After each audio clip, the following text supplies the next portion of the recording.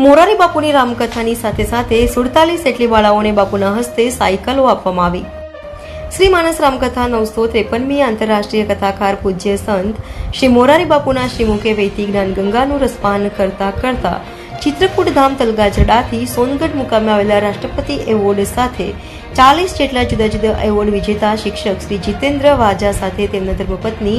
બેટી બચાવો બેટી પઢાઓ અભિયાનના સામાજિક સેવક જિલ્લા એવોર્ડ વિજેતા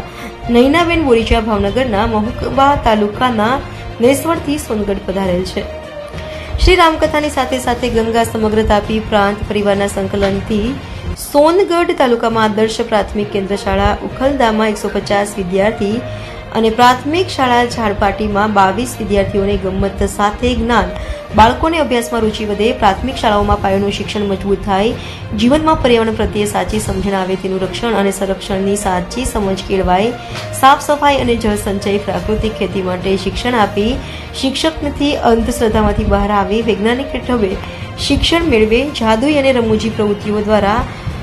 બાળકોને શિક્ષણમાં રુચિ વધે તે હેતુથી અતિ પછાત અને અંતરિયાળ વિસ્તારમાં સેવાકીય પ્રવૃત્તિ કરાવવામાં આવી। હાલના સાંપ્રત સમયમાં વ્યસન મુક્તિ માટે જાગૃત કરી કેન્સર જેવા જીવલેણ રોગોથી બચવાના પગલાં ભરવા માટે શિક્ષણ આપી બચાવ કરી શકાય છે। શ્રી જીતેન્દ્ર વાજા સાહેબ દ્વારા બેટી બચાવો બેટી પઢાઓ અભિયાનના ભાગરૂપે અને પૂજ્ય શ્રી મોરારી બાપુની વૈદેહી શિક્ષા યાત્રા અંતર્ગત તાપી જિલ્લાના આદિજાતિ વિસ્તારની 22 જેટલી શાળાઓની વિદ્યાર્થીનીઓને શ્રી માનસ રામકથાના 8મા દિવસે